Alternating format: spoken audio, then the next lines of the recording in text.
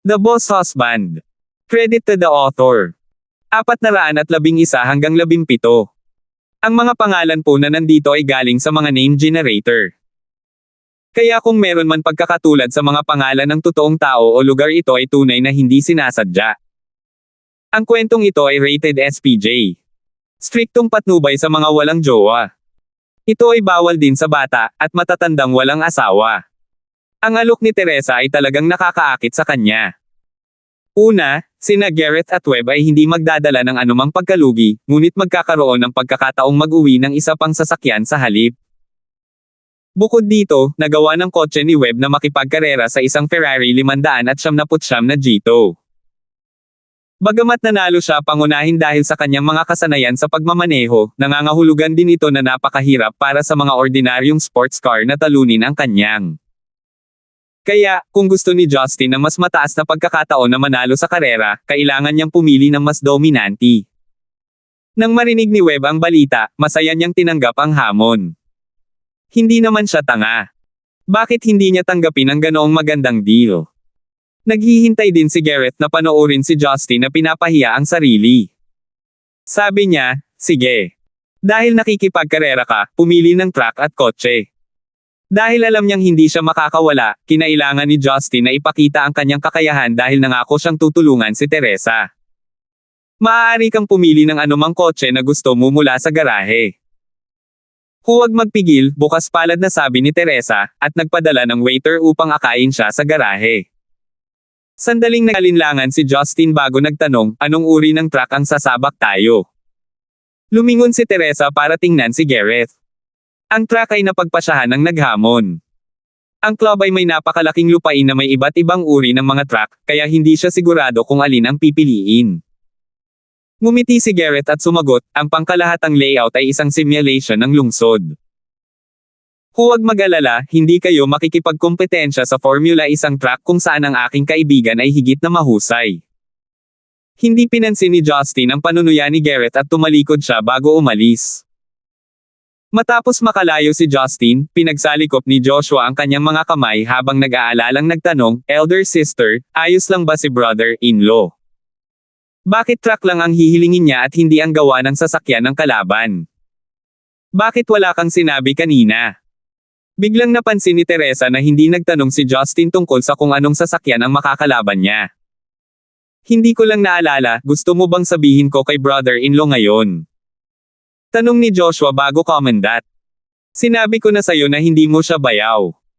Kapag tumanggi kang pigilan ang kalokohan mo, ibabalik kita sa Central City. Sumigaw si Teresa habang nakadilat ang mga mata. Humalaklak si Joshua bago siya nagpatuloy na kumilos na parang spoiled na bata. Elder sister, ang little Joshua ang paborito mo. Bakit mo ako ibabalik sa Central City? Hehe. Si Teresa ay asar ngunit natutuwa pa rin habang nakatingin sa kanyang hanggal at malaki ang katawan na nakababatang kapatid. Sa wakas, umiling siya at nanatiling tahimik. Hindi nagtagal, pinaandar ni Justin ang kotse na gusto niya papunta sa harap ng rest station. Si Teresa at ang iba pa kasama si Gareth ay pumunta sa pasukan, at lahat ay natigilan saglit. Hindi dahil kakaiba ang kotseng pinili ni Justin, ngunit ito ay masyadong karaniwan. Si Justin ay pumili ng isang sapphire blue na Lotus Evora at dahan-daang lumapit sa kanila. Sigurado ka bang ito ang kotse na gusto mong makipagkarera? Tanong ni Gareth na may kakaibang ngiti. Hindi ko ba mapipili ang kotse na ito? Hinaplos ni Justin ang napakagandang manibela ng Lotus. Sa tingin ko ito ay angkop. Bagaman ang Lotus ay itinuturing na kapantay ng Ferrari at Porsche, itong Evora na pinili mo ay Sigh. Umiling si Gareth. Bago ipaliwanag ni Gareth kung bakit, sumigaw si Joshua na nawalan na ng pasensya, ang dakilang bayaw ko. Please stop joking around. Hindi kita sinisisi kung gusto mong makatipid ng pera para kay elder sister. Pero dapat pumili ka man lang ng mapagkakatiwalaan. Bagamat ang Evora ay gawa ni Lotus, ito ay gumagamit ng makina ng Toyota Camry. Pero nawalan ako ng aking Ferrari ng isang Toyota Camry, at ikaw ay nawalan ng aking Ferrari na GTO laban sa pagmamaneho ng isang Toyota Camry. Supercar. Paano ka dapat makipagkarera? Nang matapos siyang magsalita ay may bumusina ng sasakyan sa kabilang panig. Maya-maya pa, isang dilaw na kotse ang mabilis na dumating sa harapan nila. Ang mga baliw na linya kasama ang malawak na katawan ng kotse at ang gininto ang logo ay nagpapahintulot sa kotse na lumabas ang aura ng isang hayop. Ibinuko ni Justin ang kanyang bibig para sumipol habang hinahangaan niya ang kagandahang nasa harapan niya. Ibinaba ni Webb ang bintana at itinuro si Justin ang thumbs up sign. Nagsalita siya sa Ingles, Koenigsegg CCXR, 4.8 gitling LITRO na V8 engine, 0 hanggang 100 sa loob ng 3 segundo. Ito ay walang pinagkaiba sa mga taong nakikipag-sword fight sa nakaraan, ipinapakilala nila ang kanilang mga armas sa simula. Sumagot si Justin sa Ingles, Lotus Evora, 3.5 gitling LITRO na V6 engine, ang ginamit sa isang Toyota Camry, 0 hanggang 100 sa loob ng 4.9 segundo. Isang magiliw na ngiti ang pinakawalan ni Webb bilang pagpapatibay sa datos ni Justin. Si Justin ay hindi bababa sa karampatang magkakarera na nag-isip sa pagpili ng kanyang sasakyan. Bilang isang profesional na magkakarera, malinaw si Webb tungkol sa pagganap at mga disadvantage ng maraming mga kotse. Hindi siya sigurado na kaya niyang manalo dahil lang sa mas mabilis na bilis ng kanyang Koenigsegg. Pinigilan ni Teresa si Joshua na nagtangkang hilingin kay Justin na palitan ang kanyang sasakyan. Naglakad siya patungo sa kotse ni Justin at maluwag na sinabi, sundan si Mr. Webb hanggang sa simula. May mga profesional na namamahala sa mga operasyon ng karera. Tumango si Justin. Gusto niyang igulong ang kanyang bintana ngunit pinigilan siya ni Teresa. Saglit na nag-alinlangan si Teresa habang kinakagat niya ang ibabang labi, mag-ingat ka. Huwag kang gagawa ng anumang bagay na masyadong mapanganib. Mapait na ngumiti si Justin. Sa tingin ba niya, siguradong matatalo rin ako. Akala ko confident siya sa kakayahan ko. Dumating siya sa panimulang punto kasama si Webb, na ang huli ay bumaba sa bintana at nagtanong, kailangan mo bang maging pamilyar sa track? Umiling si Justin. Beste ka rin dito, dadaan ako. Halos tumingin si Justin sa mapa ng track na ipinapakita sa tabi ng kalsada, at kabisado ang pattern sa kanyang isipan. Ang mga profesional na nagtatrabaho sa club ay mabilis na nagtapos ng kanilang mga paghahanda para sa karera. Isang putok ng baril at 2 umuusok na gulong pagkaraan, ang mga sports car ay bumaril sa panimulang linya na parang matalas na mga arrow. Dahil ang track ay isang simulation ng mga kalsada sa lungsod, mabilis silang umabot sa 50 hanggang 70 degree na pagliko. Ang Koenigsegg ay halatang mas mabilis kaysa sa Lotus ni Justin. Ang tunog ng makina ay parang tigre na umaatungal. Sa isang kisap mata, dumistansya ito sa kotse ni Justin. Hindi nag-alala si Justin. Sinubukan niyang makahabol sa likod ng sasakyan. Sa pagliko, hinailan niya ang kanyang handbrake at mabilis na naanod. Si Webb sa kabilang banda ay hindi gumamit ng anumang mga diskarte sa pag-anod. Hindi dahil hindi niya alam kung paano, ngunit ang pag-anod ay hindi eksakto ang kanyang kakayahan. Siya ay isang Formula 1 racer na nangangahulugan na ang pag-anod ay hindi isang napakalaking bahagi ng kanyang karera. Kaya, sa bawat sulok, bahagyang makakahabol si Justin kay Webb. Unti-unting umikli ang distansya sa pagitan ng dalawa. Sina Gareth, Teresa, at ang iba pa sa rest station ay nasaksihan ang proseso sa malaking screen. Nang mahimalang lumapit ang Lotus sa kotse sa harap, naisip ni Gareth at Joshua na nanaginip sila. Si Teresa lang ang may ngiti sa kanyang mukha. Ang taong ito ay palaging hindi maarak. Napaka-underwhelming niya mula noong araw na nakilala ko siya, ngunit palagi siyang maaasahan sa mga kritikal na sandali. Are you kidding me? Ang isang Camry ay may kakayahang talunin ang isang Koenigsegg. Sigaw ni Joshua sa pagkamangha. Pati siya nakalimutan niya kung sino ang sinusuportahan niya. Sa parehong oras sa track, si Justin ay napakalapit kay Webb na karaniwang hinahawakan niya ang Koenigsegg nang siya ay naanod. Ito ay isang lubhang mapanganib na maniobra dahil maaari niyang matamaan ang pinto ng Koenigsegg anumang oras. Kasalukuyang nababalot ng malamig na pawis ang noo ni Webb. Siya ay karaniwang inaanod sa bawat pagliko. Dalawa lang ang posibilidad, sobrang tiwala niya sa kanyang kakayahan sa pag-anod, o hindi siya natatakot sa kamatayan. Hindi ba niya alam na maaari siyang mapunta sa isang matinding aksidente sa sasakyan sa ilang mga pagliko? Tsaka bakit niya ako hinaharangan sa tabi ng pinto ko sinasadya? Napaisip si Webb. Ano man ang mangyari, hindi nagawang ibato ni Webb si Justin na parang demonyong nakakapit sa kanya. Nang malapit na ang dalawang sasakyan sa finish line, lahat ay nanood habang ang Lotus ay tumawid sa finish line na nag-iiwan ng bakas ng alikabok at ilang daang metro ang layo sa likuran niya. Si Gareth na nakatayo sa resting area ay halos dumampi ang panga sa lupa. Iminulat niya ang kanyang mga mata sa gulat, habang ayaw niyang paniwalaan ang naging resulta ng langit. Si Joshua, gayunpaman, ay nagsimulang sumigaw at sumigaw tulad ng isang umuungol na lobo sa hating gabi na naging sanhi ng pagkunot ng mga kilay ni Teresa. Sa kabutihang palad, si Teresa ay nasa mabuting kalooban, kaya hindi niya naalala na si Payne ang kanyang nakababatang kapatid. Bumalik ang dalawang sasakyan sa rest area. Bumaba si Webb sa kanyang sasakyan at lumapit sa sasakyan ni Justin. Nagkamayan silang dalawa tanda ng pagkilala. Congratulations! Ikaw ang pinakamahusay na Asian driver na nakita ko, nakangiting sabi ni Webb. Ang tagumpay at pagkatalo ay parehong normal sa mga sundalo, kaya hindi niya ito masyadong inisip. Kinamayan ni Justin ang kanyang kamay at sinabing, maaari lamang ikredito ang aking tagumpay sa track bilang isang city road.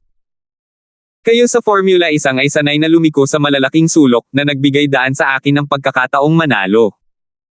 Kung pag-uusapan natin ang tungkol sa katumpakan ng kontrol, mas mababa pa rin ako sa inyo. Ang pagkatalo ay pagkatalo. Ginawa mo akong masaksihan ng gayong mahiwagang mga diskarte sa pag-anod ngayon, papuri ni Webb. Lumakad si Teresa at ang iba pa. Nakangiting sinabi niya kay Gareth, Mr. Nigel, ibabalik ko ang sasakyan ng mga kapatid ko. Tumango si Gareth bago nagtanong kay Webb kung ano ang nararamdaman niya tungkol sa karera. Talagang ayaw niyang tumingin kay Justin.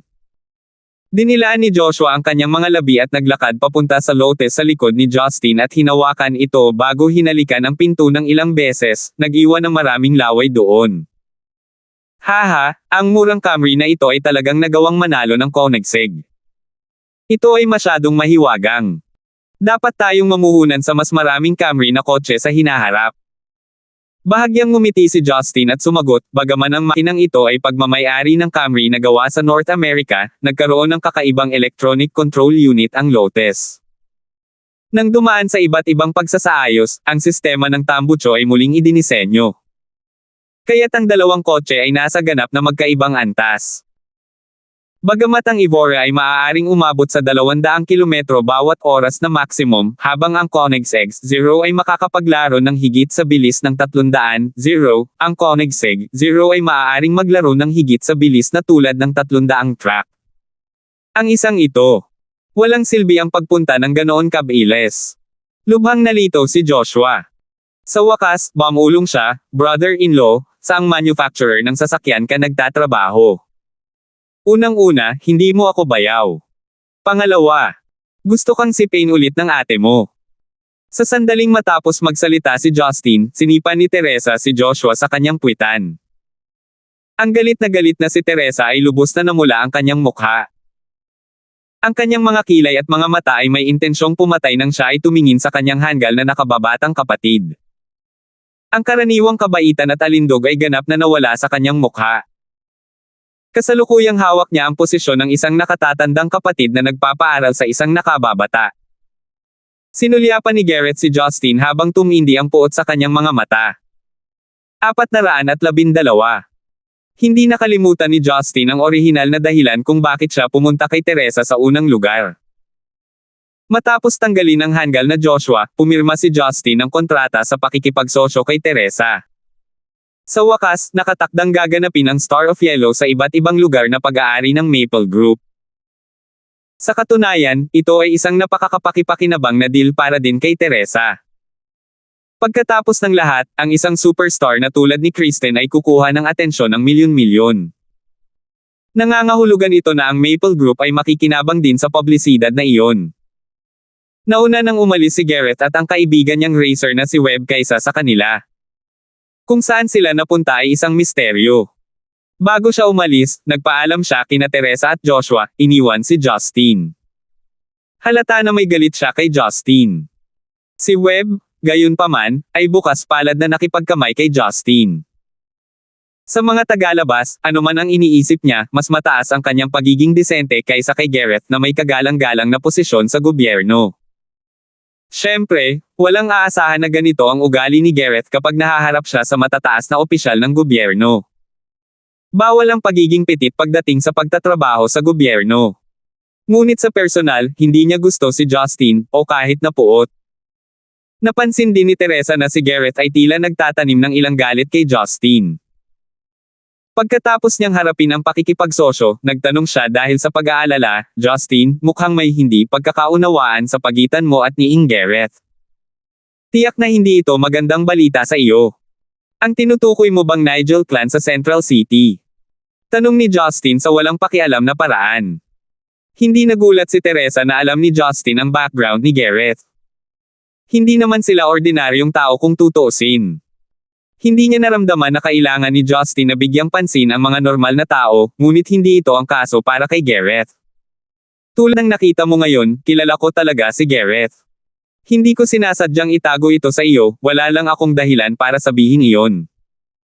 Ngayong hindi ka na nagkakasundo sa kanya, mas mabuti pang sabihin ko sa iyo ang tungkol sa kanya, para maiwasan mong maliitin ang kanyang kakayahan, sabi ni Teresa habang bahagyang nakasimangot.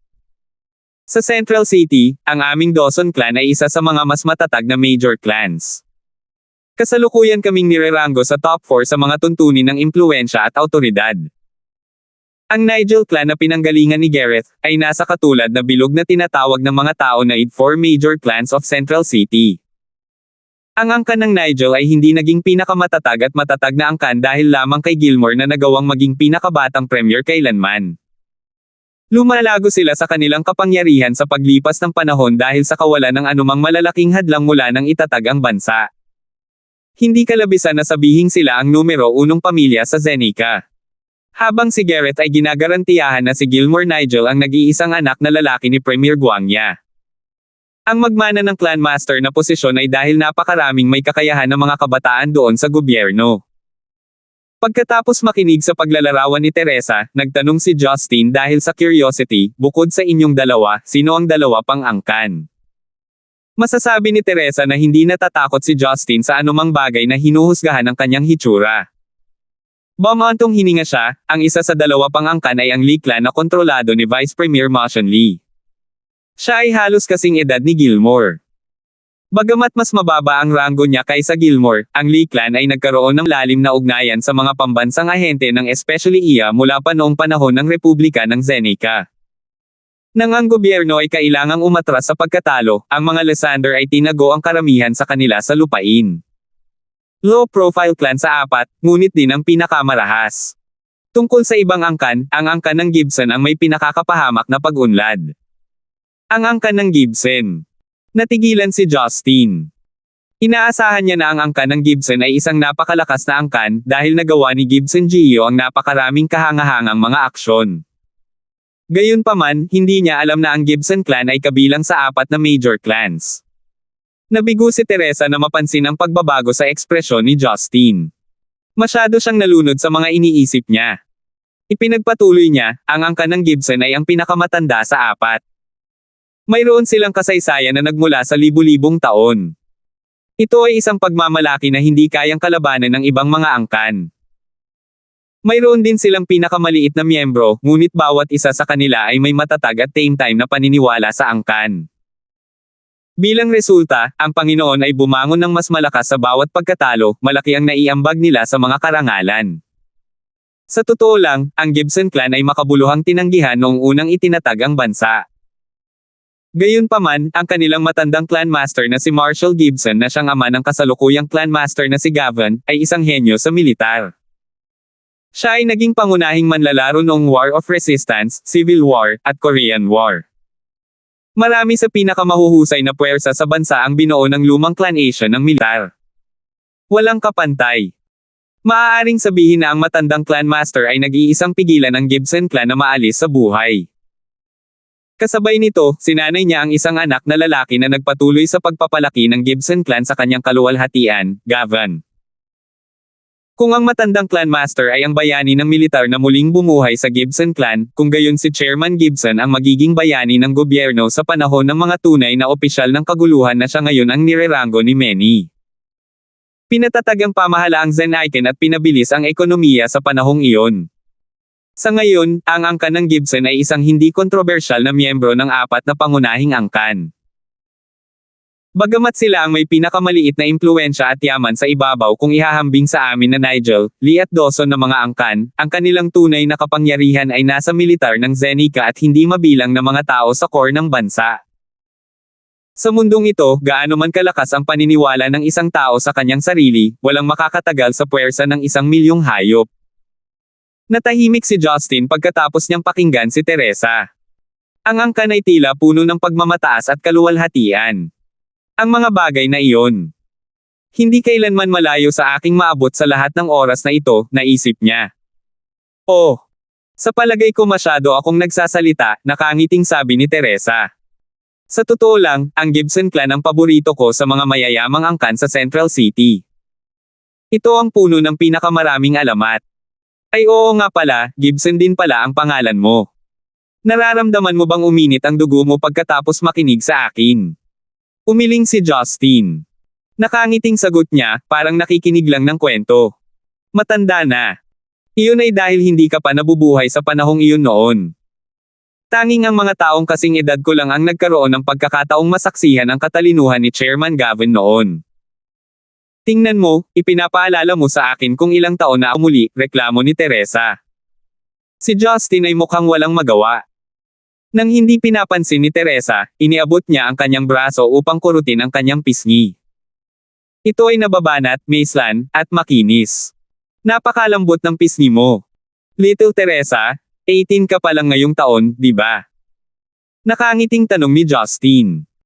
Inilibot ni Teresa ang kanyang mga mata bago tumingin sa oras sa kanyang relo. Ngayong tapos na tayo sa mga seryosong bagay, bagamat alauna na, dapat pa rin tayong mag-lunch, di ba? Naway ipagkaloob sa akin ni Direk Gibson ang karangalan na makasama ako ng tanghalian. Tiningnan ni Justin ang paligid. Nasa rest area pa sila ng racing club. Sinasabi mo ba sa akin na kumukuha tayo ng lunchbox dito? Humagalpak ng tawa si Teresa. Ikaw lang ang nakakaisip ng mga lunchbox. Sa totoo lang, hindi ko pa nasusubukan ang bagay na iyon. Bagamat nagkaroon ako ng urge na subukan ito minsan, nahihiya akong hilingin sa isang tao na kumuha nito para sa akin. Kung gayon, bibili ba ako ng isa para sa iyo? Tanong ni Justin. Galit na tinitigan siya ni Teresa. Ano sa tingin mo humihingi ako ng lunchbox? Kung ganoon, ano ang kakainin natin? Naisip ni Justin, hindi namin ito babalik-balikan kung linawin mo lang kung ano ang gusto mong kainin. Malungkot niyang naisip. Commendat si Teresa. Naglagay siya ng mapang-akit na ekspresyon sa kanyang kaakit-akit na mukha bago sinabi sa makulit na paraan, kakainin ko ang kahit anong gusto mo. Napalunok si Justin ang kanyang laway nang maririnig. Alam kong may kakaiba sa babaeng ito. She managed to hook my desire so easily, naisip niya. Humajejek siya at sinabing, kung gayon, sa palagay ko kailangan mong magdusa. Bakit? Si Teresa ay nalilito. Dahil ang bagay na pinakagusto kong kainin ay nasa harapan ko. Kaya ko itong kainin, ngunit hindi ko alam kung kaya mo, paliwanag ni Justin. Ano ito? Tumingin si Teresa sa paligid habang nalilito siya. Wala namang pagkain dito diba? Naisip niya. Aren't you something I like? Can you eat yourself, little Teresa? Tanong ni Justin na may masamang ngiti. Agad na namula si Teresa. Ginamit niya ang dalawa sa kanyang slim finger para kurutin ang braso ni Justin, ngunit nakangiti pa rin si Justin na parang hindi siya apektado. Inis na sabi niya, pwede bang umarte ka na lang na parang masakit kahit hindi? Magpapagaan man lang ang pakiramdam ko. Sasabihin ko kung hahayaan mo akong kainin ka, seryosong sabi ni Justin. Ang nakakaakit na mga mata ni Teresa ay nakatuon kay Justin. Ang totoong edad niya ngayon ay hula ng sinuman, ngunit kung hulaan nila, ito ay nasa 20s. Sabi ko pinayagan kitang kainin noong gabing iyon, ngunit ikaw ang piniling huwag, reklamo ni Teresa. Napalunok si Justin ang kanyang laway nang maririnig. Humajejek, sinabi niya, buntong hininga. Itong babaeng ito. Ano ang dapat kong sabihin ngayon? Kakainin kita kung hindi mo ako papayagan. Ngunit ngayon ay nahihiya akong ibuka ang aking bibig kapag mayroon akong direktang pagsang-ayon. Ang sinabi ni Justin ay napatawa si Teresa kaya napayuko siya. Ang mahiyain at walang magawang ekspresyon ni Justin ay bago sa kanya, at nakita niya itong lubos na nakakaaliw. Sa wakas, nagkaroon ng western food ang dalawa sa isang restaurant malapit sa club. Hindi mahalaga kung ano ang kanilang kinakain. Sila ay lumitaw na hindi kapani-pani walang magkasabay kapag pinag-uusapan nila ang mga nakakahiyang paksa. Napansin ni Justin na marami siyang dapat pag-usapan kay Teresa, higit pa kaysa sa iba pa niyang mga babae. Si Teresa ay isang makaranasang babae. Ang kanyang edad ay hindi lamang nagdala sa kanya ng isang uri ng mature na kagandahan, nangangahulugan din ito na mayroon siyang yaman ng kaalaman. Sa kabilang banda, bagamat bata pa si Justin, mas may karanasan siya sa maraming aspeto kumpara sa mga lalaking kaedad niya, lalo na tungkol sa mga kultura sa ibang bansa. Ito ay higit na nakredito sa kanyang perpektong memorya. Malinaw niyang naaalala ang isang bagay sa pamamagitan lamang ng maikling sulyap. Matagal na nagkwentuhan ang dalawa na hindi nakakaapekto sa kanilang pag-uusap ang agwat ng kanilang edad. Sa kabaligtaran, tila sila ay konektado ng maayos. Ang pakiramdam na ito ay nagparamdam kay Teresa ng labis na pagkaaliw sa puso, nakita ni Justin na talagang kaaya-aya din ito. Nagkwentuhan sila mula hapon habang nag-e-enjoy sa kanilang Jamaican Blue Mountain Coffee. Hindi nagtagal ay nagdilim ang langit. Tiningnan ni Justin ang oras. 4:00 na noon. Paalis na kaagad sa trabaho ang mga tao sa kanyang kumpanya, kaya nagpasya siyang dumiretso sa bahay. Ibabalik kita, sabi ni Teresa habang siya ay tumayo. Bagamat nag-aatubili siyang iwan siya, alam niyang hindi talaga siya kakainin ni Justin ngayon. Tinanggap ni Justin ang kanyang alok at pinaupo ang kotse ni Teresa pabalik sa Maple Group bago imaneho ang sarili niyang sasakyan pabalik pagkatapos magpaalam sa kanya.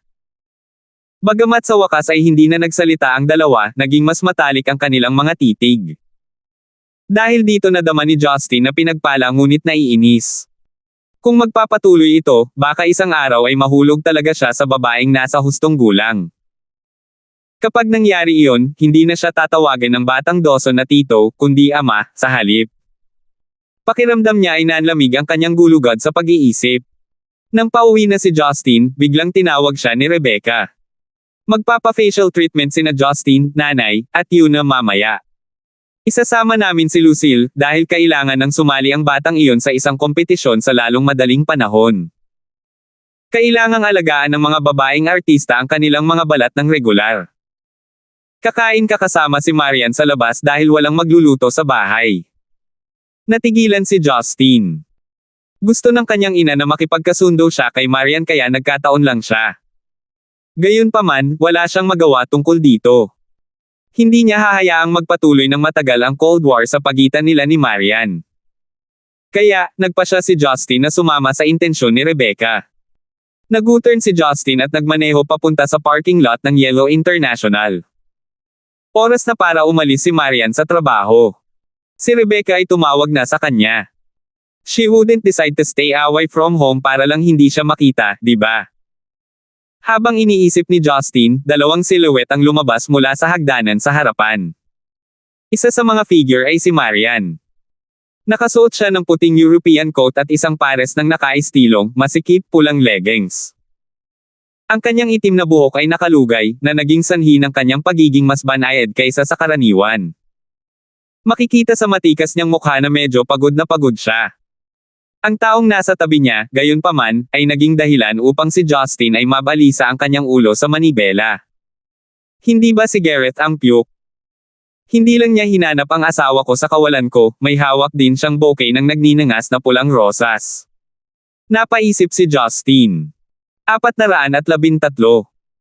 Nakatayo doon ang katawan ni Gareth, na may hawak ng ngiti ng isang perpektong Ginoo, kadalasang nakalaan kapag nakikipagkita sa mga diplomat. Gayunpaman, kahit anong pilit niya, hindi niya mapigilan ang nag-aalab na pagnanasa sa kanyang mga mata.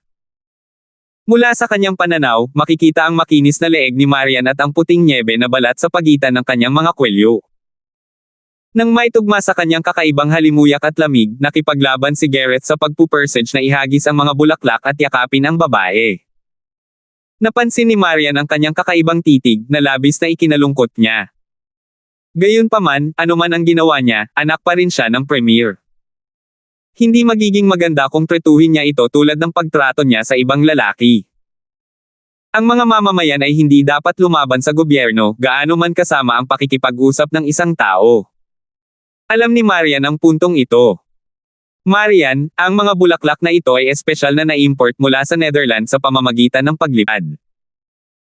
Namulaklak ang mga ito kahapon ng gabi, at pinare sa maingat na modulated na French Roselyn perfume. Hindi mo ba gusto ang mga ito? Matalik na tanong ni Gareth. Bahagyang kumunat ang noo ni Marian. Ang kapal ng kanyang balat ay tiyak na maihahambing sa kanyang asawa. Hindi siya malapit sa kanya at halos hindi niya kilala, ngunit hindi siya nagdalawang isip na tawagan siya ng walang apelyido. Gayunpaman, iyon lamang ay hindi pinahihintulutan ng anumang pag-alit na pag-uugali. Head Nigel, ang mga bulaklak na ito ay napakabihirang sa ilalim ng gayong malamig na panahon. Ngunit hindi tayo close, hindi nararapat para sa akin na tanggapin ang iyong regalo. Mas mabuti kung maaari mong bawiin ang mga ito, sabi ni Marian. Buntong hininga, ang magagandang bulaklak ay kailangang tumugma sa isang magandang tao. Si Gareth ay mukhang seryoso at taos-puso. Marian, gusto ko talagang pumunta sa Zenaike New Year. Iniisip kita pagkabalik ko sa Central City simula noong una kitang makita sa meeting. Huwag mong isiping aggression ang mga advances ko, ganito na lang ako lagi kaprangka at praktikal. Hindi ako actress ng ganoon kadali pagdating sa mga babaeng gusto ko. Hindi kinaya ni Marian ang pagiging prangka ni Gareth. Dahil sa pagiging malamig niya, wala pang lalaki na humabol sa kanya.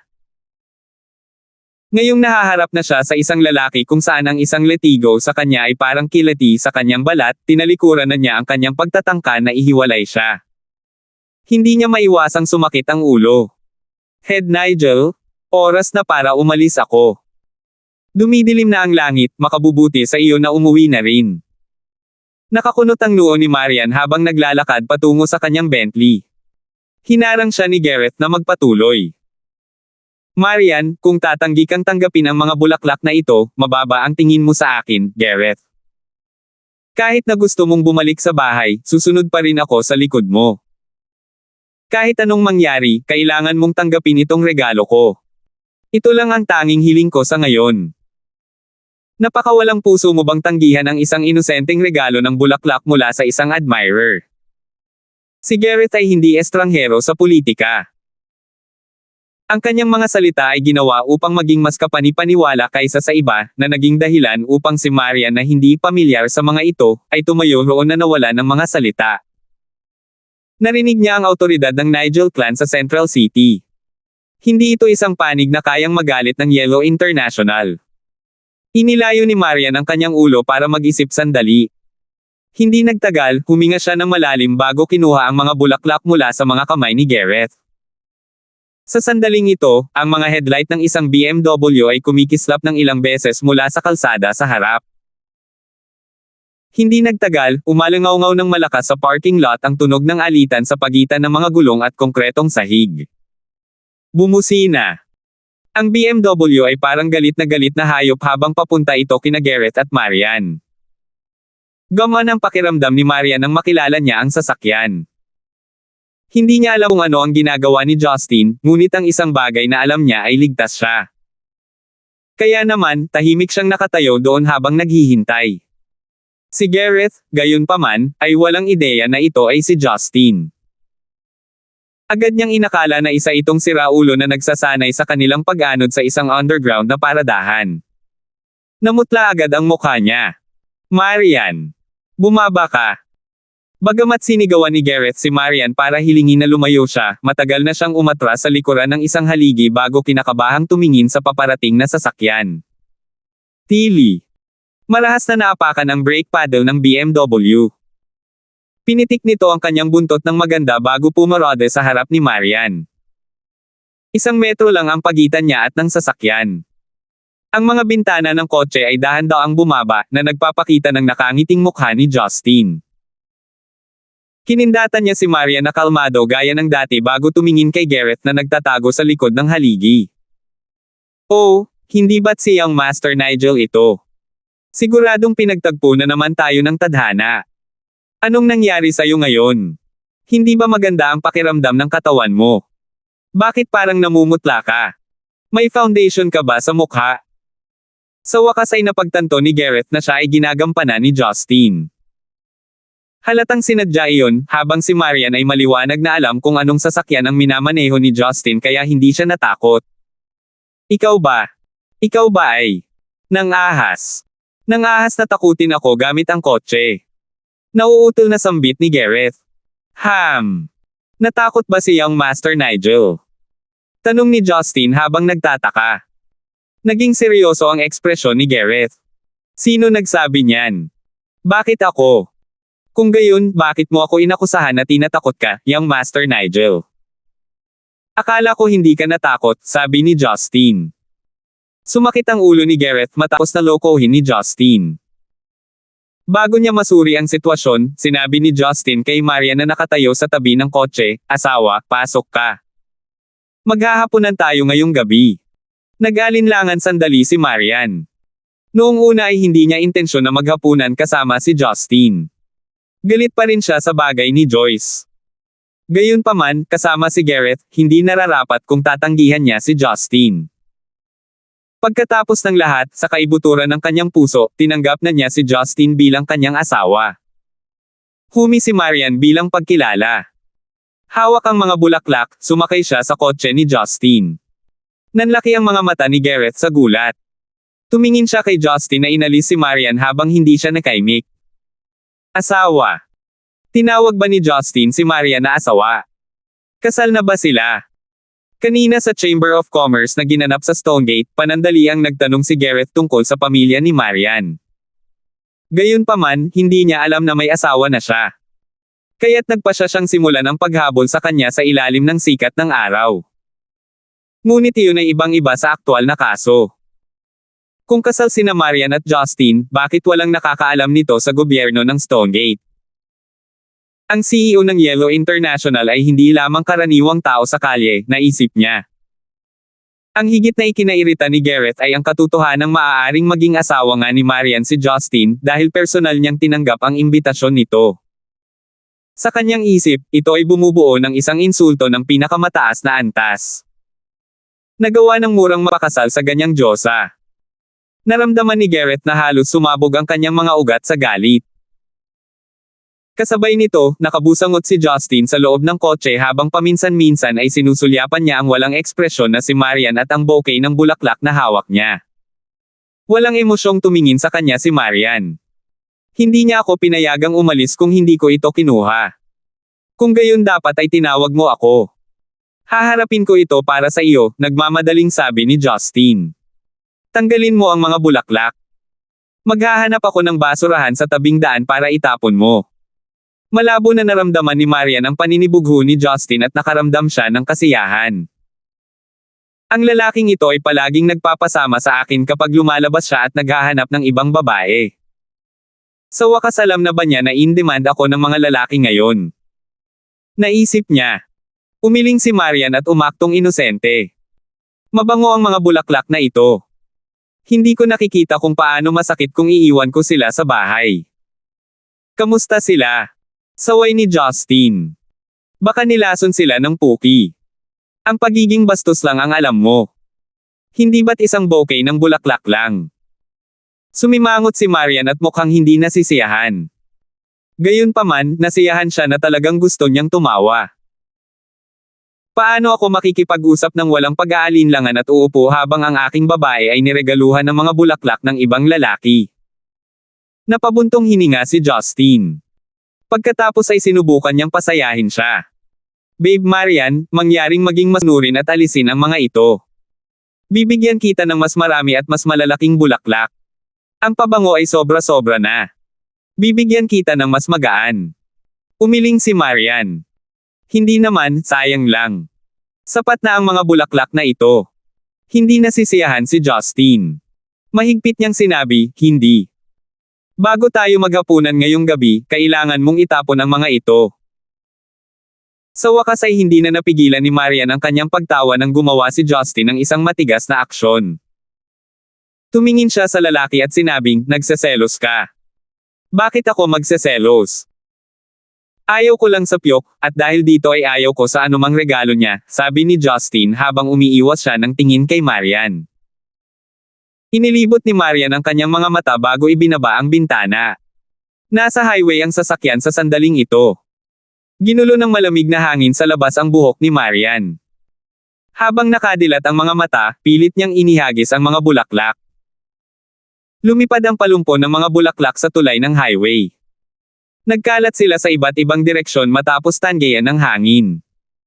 Nang isara muli ni Marian ang bintana, malungkot na nagtanong si Justin, bakit mo naisip ang itapon ang mga ito? Ano ang nangyari sa paglalagay nito sa bahay? Nadama ko ang aura ng paninibugho sa isang nakasusuklam na antas sa kotse na ito, kaya pinili kong itapon ang mga ito, nakangiting sabi ni Marian. Itinikom ni Justin ang kanyang bibig sa awkwardness.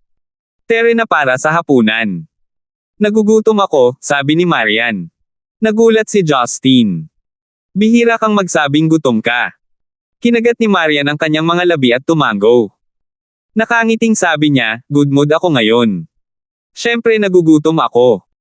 Nang maingat na pinag-aralan ni Justin ang kanyang mga salita, sa wakas ay naunawaan niya ang ibig niyang sabihin. Hindi niya maiwasang mapangiti sa labi. Sa wakas ay nakahanap siya ng isang bagay upang kontrolin siya. Gayunpaman, mas nakaka-relax si Justin at natuwa nang makitang muli si Marian na ngumiti. Kahit na ang sama ng loob niya kay Gareth ay bahagyang humina. 414. Bihira na ang kapayapaan ay nasa loob ng parehong lugar kung saan sina Justin at Marian.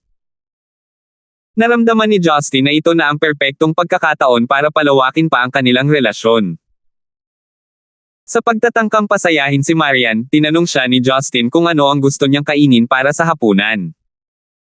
Ngunit nabigo si Marian na magkaroon ng ideya. Siya ay kumakain sa bahay at sa opisina sa lahat ng oras, o bumisita sa mga hotel kapag kailangan niyang kumain sa labas. Hindi na niya kailangang kumain sa ganoong mataas na klaseng restaurant kapag kasama niya si Justin ang mag-isa. Sinubukan ni Justin ang kanyang makakaya na mag-isip ng isang bagay. Nalaman niyang walang kabuluhan ang palaging dalhin si Marian sa mga stall sa tabi ng kalsada. Ang sariwang karanasan ay hindi pa rin naroroon, habang ang mga stall sa gilid ng kalsada ay hindi kailanman makakapaghain ng pagkain na kasing sarap ng tamang restaurant. Higit pa rito, sa wakas ay nagkaroon ng pagkakataon si Justin na kumain kasama niya ng mag-isa. Ang mga stall sa gilid ng kalsada ay hindi gagawin para sa mga ganitong pambihirang okasyon. Sa sandaling nag-isip-isip, nag-U-turn si Justin at nagmaneho papunta sa dalampasigan ng Stonegate. Bagamat halos araw-araw ay nagmamaneho si Marian, ang mga lugar na dinarayo niya ay karaniwang binubuo lamang ng mga lugar na may kaugnayan sa trabaho. Kaya, wala siyang ideya kung saan siya dinadala ni Justin. Bahagya siyang kinabahan at nagtanong, hindi ba tayo magdi-dinner? Bakit tayo pupunta sa beach? Malalaman mo mamaya. Huwag kang mag-alala babe, hindi ka mamamatay sa gutom ng asawa mo, nakangiting sabi ni Justin. Sa loob ng 15 minuto, nakaparada ang kotse sa labas ng isang seafood hotpot restaurant malapit sa seaside. Ito ay hindi kalahating masama ng isang ideya na magkaroon ng mainit na palayok malapit sa katapusan ng taglamig at pagdating ng tagsibol. Tumingin si Marian sa hotpot restaurant na puno ng singaw at neon lights. Nalanghap niya ang amoy ng seafood na tinatangay ng hangin. Una siyang na-curious at medyo kinakabahan, ngunit hindi nagtagal ay nakaramdam siya ng gutom. Paano mo nalaman ang lugar na ito? Tanong ni Marian. Nakilala lang ni Justin ang lugar na ito dahil kay Teresa. Ang lugar kung saan nakilala niya si Teresa noong isang araw ay malapit sa tabing dagat, kaya napadaan siya sa restaurant noon. Gayunpaman, walang paraan sa impyerno na sasabihin niya iyon kay Marian pagkatapos ng negosyo ng Joyce. Lagi akong bored. Hindi nakakagulat na gumagala ako sa lahat ng oras.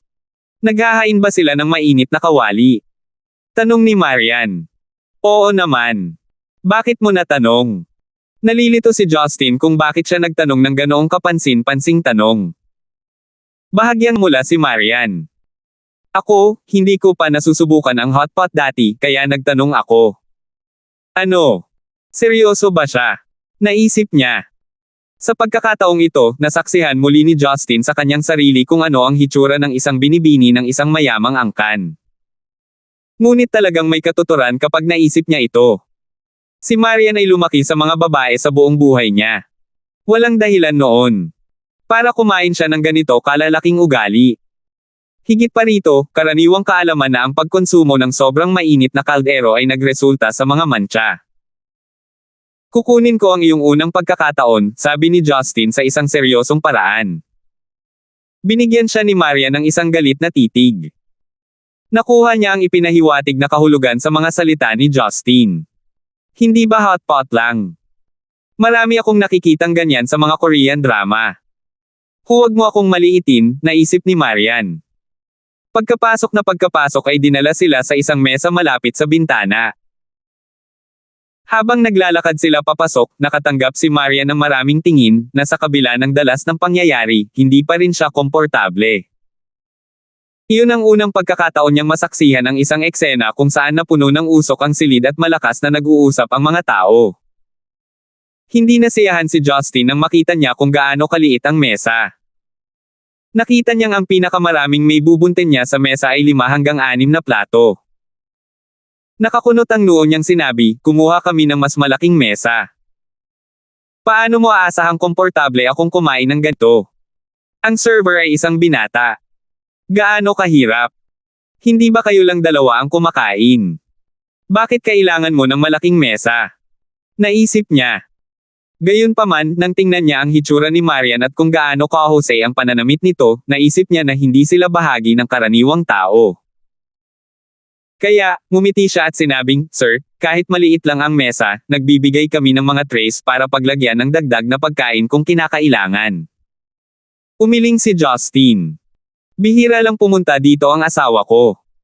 Nakakapagod siyang itaas at ibaba ang mga plato. Kunin mo ako ng round table, mas maganda kung kukuha tayo ng isa para sa 10 tao. Kung maaari, bigyan mo ako ng isang buong kwarto. Sir, sa totoo lang, mayroon kaming napakalimitadong silid na mayaalok. Maaaring hindi kami makapagbigay ng mga customer na may mas malalaking grupo kung pipiliin naming ibigay sa iyo ang silid na ito, nakangiting paliwanag ng server. Walang ideya si Marian kung ano ang nangyayari. Nang si Justin ay tila nakikipagtalo sa server, gusto niyang hilingin sa kanya na kalimutan ang tungkol dito, ngunit pinigilan niya ang kanyang sarili na gawin iyon nang mapagtanto niyang tila mahalaga ito. Kinuha ni Justin ang kanyang credit card, sinabi ni Justin sa server, magbabayad ako kaagad. Gusto ko ng kwarto para sa ating sarili kahit ano pa ang mangyari. Wala akong pakialam kung kailangan kong magbayad ng doble ng presyo. Sa pagkakataong ito, walang dahilan para tanggihan siya ng server. Bagamat naramdaman niyang hindi makatwiran ang customer na ito, kinuha niya ang credit card at pumunta sa counter para makipag-usap sa manager. Sa wakas, tinanggap niya ang kahilingan ni Justin. Pagkaraang pumasok ang dalawa sa isang silid, nagtanong si Marian, bakit ka humiling ng ganoong kalaking mesa? Ang mas maliit ay ayos lang. Hindi ba kakaiba para sa ating dalawa na gumamit ng isang mesa na para sa 10 tao? Ngumiti si Justin at sinabing, first time mong magkaroon ng hotpot. First impressions ang pinakalasing impression. Kaya dapat ko itong gawin na pinakamahusay. Hindi naman kasi kulang sa pera ang babe Marian ko, hindi naman malaki ang pagtaas sa paggastos. At saka, kahit medyo kakaiba, gagawin nitong mas memorable ang pagkain na ito, di ba? Masyadong tamad si Marian na tumugon sa kalokohan ni Justin, ngunit nakaramdam ng kaunting tamis sa kanyang puso. Sa katunayan, kahit na ang pagkain sa isang masikip na lugar ay magiging isang mas bagong karanasan para kay Marian, nakakaakit siya ng napakaraming tingin na kung saan ay magiging awkward sa kanya. Si Marian ay isang introvert. Sa halip ay natatakot siyang kumain ng mainit na kaldero sa unang pagkakataon sa harap ng napakaraming tao. Malinaw na isinaalang-alang ni Justin ang mga ito. Bakit niya ipipilit na kumuha ng pribadong kwarto kung hindi? Matapos ihain ng mga maiinit na kaldero, bagamat silang dalawa lang, nilamon na ni Justin ang halagang katumbas ng 5 o 6 na beses ng normal na bahagi. Nag-order siya ng 10 rolyo ng tupa na mag-isa, na ikinagulat ng server na kumukuha ng order. Bahagyang namula ang mukha ni Marian habang kinakain niya ang mainit at maanghang na hot pot. Tumutulo ang pawi sa kanyang noo dahilan para dumait ang ilang buhok sa kanyang mukha. Dahil dito, naging mas haggard siya kaysa karaniwan. Kung ikukumpara sa dati niyang panlalamig, mas naging masigla siya. Si Marian ay paulit-ulit na bumuga ng mainit na hangin mula sa kanyang bibig habang ang kanyang mga mata ay nagsimulang tumulo. Naramdaman ni Justin na siya ay kasalukuyang mukhang isang binibini sa kanyang 20s, na lumilitaw na hindi kapani-pani walang kaibig-ibig. Nang hindi siya pinapansin ni Marian, yumuko siya sa kanya at hinalikan siya sa kanyang pinkish na pisngi. Inilibot ni Marian ang kanyang mga mata. Nakakunot ang noo niyang sinabi, "May langis sa labi mo. Huwag mong gawin iyon. Ibig sabihin kaya kitang halikan kapag walang langis." Isang masamang ngiti ang pinakawala ni Justin. Ngumisi si Marian at lumipat sa 2 upuan ang layo. Hindi pinansin si Justin, ipinagpatuloy niya ang pagkaladkad ng mga gulay sa mainit na kaldero. "Kumain ka ng mas maraming karne, hindi ka mataba. Magiging mas maganda ka sa mas maraming laman," sabi ni Justin bago naglagay ng isang bangkos ng tupa at baka sa kanyang plato. Kinusat ni Marian ang kanyang mga mata ng ilang beses habang nalilito siya. Tinanong niya, "Itinuring ba akong napakapayat na tao?" Umiling si Justin. "Tama lang ang figure mo." Iyon ang unang pagkakataon na nakipag-usap si Marian kay Justin tungkol sa kanyang figure. Hindi na niya nakitang maanghang ang hot pot. Gayunpaman, dahil nagsimula na ang paksa, wala siyang dapat ikatakot. "Kung gayon bakit gusto mo pa akong lumaki ng mas maraming laman?" tanong niya.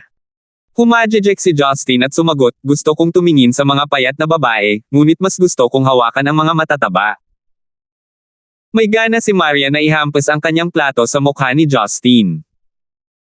"Wala pa akong nakilalang walang kahihiyan na nagbubuga ng mga kalokohang tulad nito," naisip niya. Gayunpaman, tahimik na nginuya ni Marian ang karne na inilagay ni Justin sa kanyang mangkok. Lumabas sila ng silid pagkatapos ng ganap na mapuno sa labi.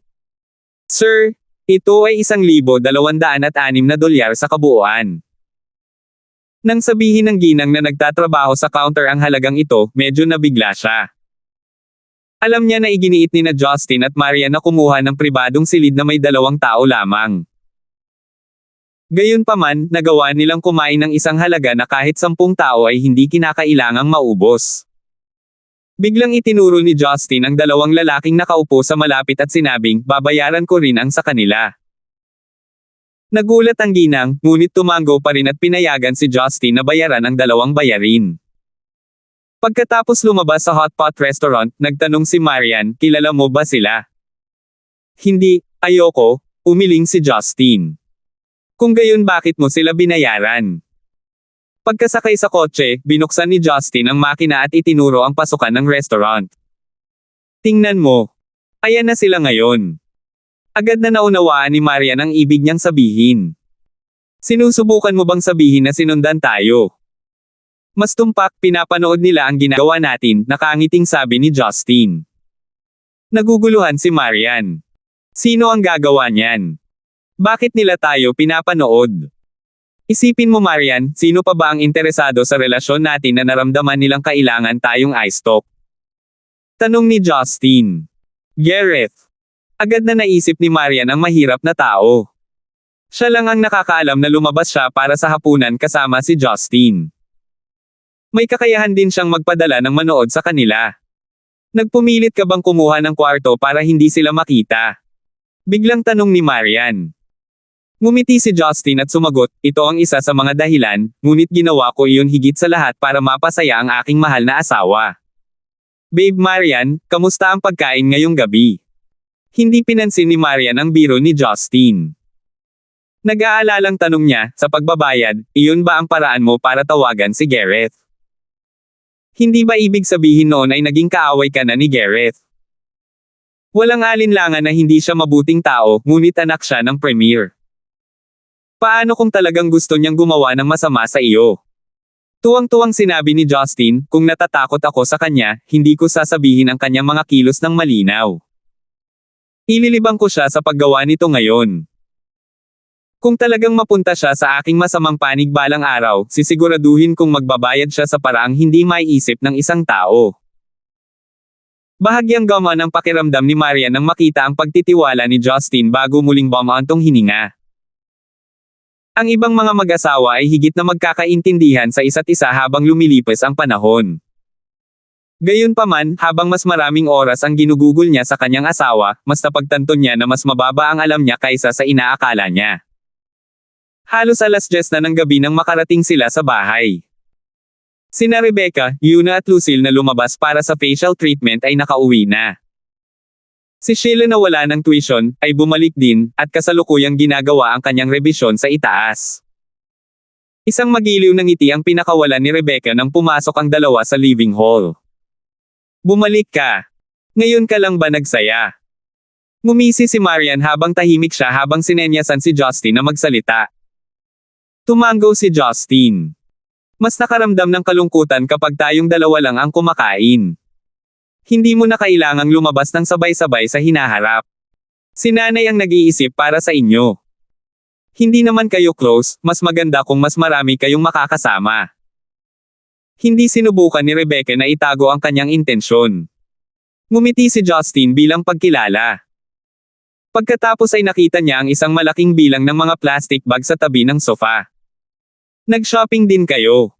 Nahihiyang sumagot si Yuna, oo. Young Master, hindi ko inaasahan na makakakuha tayo ng napakaraming damit ng sabay-sabay. Nang tingnan natin ang mga ito pagkatapos makarating sa bahay, marami sa kanila ang talagang hindi na kailangan. Hindi. Yuna, ang ganda mo sa mga kamisete na ito, matamis na sabi ni Lucille. Ako ay isang matandang babae lamang. Ang mga bagong damit ay para sa mga bata, sagot ni Yuna. Ang mga paa ng uwak ay nabuo sa tabi ng kanyang mga mata nang ngumiti siya. Pagkatapos nilang mag-chat sandali, gumawa si Yuna ng tsaa para kina Justin at Marian. May naalala tuloy siya. Sabi niya, Miss, pagkatapos lumipat ni Miss Sheila, mukhang occupied na ang bahay namin. Medyo totoo ang sinabi ni Madam Garrison habang namimili kami. Magkakaroon kayo ng mga anak ni Young Master in the future. Tiyak na kailangan ng mga pamilyang katulad namin ng mas maraming anak. Kapag dumating iyon, hindi na magkakaroon ng sapat na mga silid sa bahay na matutuluyan nating lahat. Bakit hindi pa tayo lumipat ngayon sa mas malaking bahay? Mga bata. Natigil ang isip ni Marian. Ang tanging narinig niya ay ang salitang mga bata. Natigilan, tumingin siya kay Rebecca na masayang tumatango bago sumulyap kay Justin na inosente na hinihimas ang kanyang ilong. Sigurado si Marian na hindi niya gustong bumukas ang sahig at lamunin siya ng ganito sa buhay niya. 415. Sa presidential suite ng isang 5-star hotel sa Stonegate, nakatayo si Gareth na katatapos lang dumalo sa isang piging. Inalis niya ang kanyang handmade suit na gawa ng isang designer mula sa Milan. Pagkatapos magbuhos ng isang baso ng Bordeaux wine, pumunta siya sa leather seat sa tabi ng bintana bago humigop ng alak. Nakatitig siya sa malayo, ang isip ay puno ng hindi mabilang na mga iniisip. Nag-vibrate ang phone niya. Tiningnan ni Gareth ang numero bago sinagot ang tawag. Walang ekspresyon, tinanong niya, paano nangyari ito? Ang tao ay parang nalungkot. Paus na boses iyon ng isang lalaki. Paumanhin, sir. Natuklasan kami ng isang lalaking nagngangalang Justin. Ano? Sabi ni Gareth, umaasang mali ang narinig niya. Anong klase shithole ang pinanggalingan nyo? Hindi ba dapat sanayin kayong lahat sa Special Forces? Kung gayon, napakahirap ba ninyong gampanan ang isang simpleng gawaing tulad nito? Sir, kahit kami ay hindi sigurado kung paano niya kami nadiskubre. Ang aming mga paraan ng pag-stalk ay walang kamali-mali. Wala kaming ideya kung bakit nakilala kami ni Justin. Binayaran pa niya ang aming bill. Siya ay talagang napakadam godlike. Para kang Diyosa. Mga baboy. Saway ni Gareth. Natanggal ka na. Umuwi ka na. Hindi ko kailangan ng walang kakayahan na basura sa buhay ko. Tinapos ni Garrett ang tawag nang matapos siyang magsalita. Mukha siyang dismayado habang nakatingin sa labas ng bintana. Bumulong siya, mukhang. Alam talaga ng prick ang isa o dalawang bagay. Nakilala ko pa siya sa kampo militar ng Gibson clan. Justin. Parley. Gavin. Ham. May koneksyon ba sila? Si Garrett ay hindi isang hanggal na tao. Siya ay higit na matalino kaysa sa karamihan ng mayayamang bata. Kung hindi siya makakakuha ng ganoong posisyon sa gobyerno sa murang edad. Pinagsama-sama ang oras kung saan nakilala niya si Justin sa kampo ng militar, ang husay sa pagmamaneho ni Justin na nasaksihan niya kanina, at ang katotohanang lumitaw sina Marian at Justin, natitiyak ni Garrett na si Justin ay higit pa sa isang empleyado ng Yellow International, taliwas sa kanyang paniniwala noon. Justin. Kahit sino ka pa, bilangin mo ang iyong mga araw dahil darating ako para sa iyo. Marian. Walang babaeng makakatakwil sa akin, kasama ka. Ibinuhos ni Garrett ang alak at yelo sa kanyang bibig bago pinagpira-piraso ang mga ice cube. Sa living hall ng Dragon Garden, tiningnan ni Marian ang tingin ni Rebecca na may mataas na inaasahan. Naguguluhan, sinabi niya, Tita Garrison. Ako. Si Justin at ako ay hindi nagpaplano para sa mga bata sa sandaling ito. Ayos lang, alam kong busy kayong dalawa ngayon. Hindi pa huli ang lahat para magkaanak pagkatapos lumipat ng bagong bahay. Maginhawang itinakda ni Rebecca ang oras pagkatapos nilang umalis. Napansin ni Justin ang namumula at maputlang tingin ni Marian at nakaramdam siya ng simpatiya. Nakangiting sinabi niya, hindi pa kayo nagmungkahi kung saan tayo dapat lumipat. Dahil unang binanggit ito ni Yuna, may naiisip ka bang bahay? Nagtanong si Yuna, bakit maghahanap ng bago kung mayroon tayong naghihintay sa amin? Ang aming lumang bahay ay walang laman at magagamit pa rin. Nagpapadala ako ng mga tao doon upang linisin ang lugar bawat linggo. Maaari kaming lumipat anumang oras. Napakalaki ng bahay na kasya kaming lahat at higit pa ay hindi magiging problema. Ang lumang bahay na tinutukoy ni Yuna ay walang iba kundi ang tinutuluyan ng yumaong si Kevin Lysander. Simula nang mamatay si Kevin Lysander, lahat ng kanyang mga ari-arian ay inilipat sa pangalan ni Marian kasama na ang villa. Gayunpaman, naging abala si Marian sa iba pang mga gawain. Bukod dito, sinubukan niyang iwasan ang bahay dahil ibinabalik nito ang mga alaala ng kanyang pamilya, kapwa mabuti at masama. Lumitaw ang kalungkutan sa mga mata ni Marian ngayong napag-usapan na ito ni Yuna, ngunit nanatili siyang tahimik. Bumantong hininga si Yuna, Miss, alam ko kung ano ang nararamdaman mo sa bahay. Minsan naiisip ko ang mga matandang mistresses ng bahay. Pero ang pag-iwas sa isyo ay hindi malulutas ang anuman. Iyan ang tunay na bahay natin. Ngayong nabanggit ko na, ang tanging dahilan kung bakit tayo lumipat dito ay dahil sa mga away mo sa yumaong amo. Sa puso ko, lagi akong umaasa na balang araw ay bumalik. Nakagat ni Marian ang kanyang labi. Maya-maya, tumango siya sa wakas. Oo, sa tingin ko ay oras na para bumalik tayo sa bahay. Yuna, kumuha kami ng lilipat na kumpanya para tumulong sa paglilipat ng lahat ng kailangan namin. Ilalabas namin si Lucille para sa isang araw, pumili ka lang sa araw na iyon. Sige, huwag kang mag-alala. Sisiguraduhin kong papanoorin ko sila. Nasiyahan si Yuna. Nabalitaan ni na Rebecca at Lucille ang tungkol sa nakaraan ng angkan ng Lysander mula kay Yuna. Alam nila na hindi masyadong maganda ang pakiramdam ni Marian tungkol sa ideyang ito. Naglakad sila pasulong at hinawakan ng bawat isa ang kamay ni Marian, ang huli ay ngumiti ng mahina bilang senyales na ayos lang siya. Umakyat si Justin at iniwan ang apat na babae para mag-chat. Pumunta siya sa kwarto ni Sheila at kumatok sa pinto. Maya-maya ay bumukas ang pinto. Lumabas ang walang muwang at magandang mukha ni Sheila na mukhang pagod. Nakatali siya ng nakapusod habang tuyo ang labi. Makikitang nagsusumikap siya para sa nalalapit na entrance exam sa kolehiyo. Kuya Gibson, bumalik ka na. May kailangan ka ba? Kinurot ni Justin ang kanyang pisngi at sinabing, huwag mong ubusin ang iyong sarili. Marami kang oras. Magpahinga kung kailangan mo. Kailangan mo ba ng tulong sa anumang mga katanungan? Matamis na ngumiti si Sheila at sumagot, ayos lang. Mas madali pa rin ang mag-aral para sa pagsusulit kaysa magbukas ng stall para kumita ng pera. Kuya Gibson, ikaw ang dapat magpahinga ng maayos. Hindi ako pagod na tulad mo. Talagang nakonsensya si Justin. Ang kanyang trabaho ay karaniwang walang stress. Lahat ay ginawa ni Joyce. Ang kanyang trabaho ay magtalaga. Ngayon, halimbawa, ang ginawa niya ay lamandi kay Teresa. Si Sheila ay isang bata na kailangang tiisin ang hirap. Alam ni Justin na hindi kailangan ang kanyang pag-aalala. Sa kabaligtaran, ang kanyang pag-aalala ay maaaring maging sanhi ng kanyang pakiramdam na hindi komportable. Kaya hindi na siya nagtanong at bumalik sa sarili niyang kwarto. Kinaumagahan, dumating si Justin sa kanyang opisina sa umaga. Pagpasok niya, si Joyce ay nasa loob na at nag-shift sa ilang mga dokumento. Nakaupo siya sa director's chair. Ang vixen na ito ay talagang mukhang isang matagumpay na negosyante.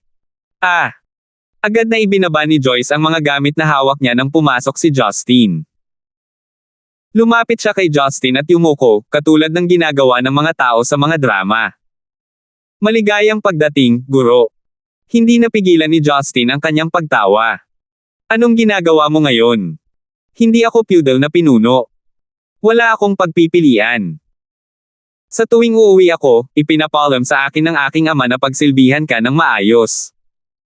Binalaan niya ako na huwag kang galitin kahit anong mangyari, at hindi ako dapat magtampo. Nagpout si Joyce bago sinabing, kaya ang pinakamagandang naisip ko ay humanap ng mga bagong paraan para mapasaya ang boss ko.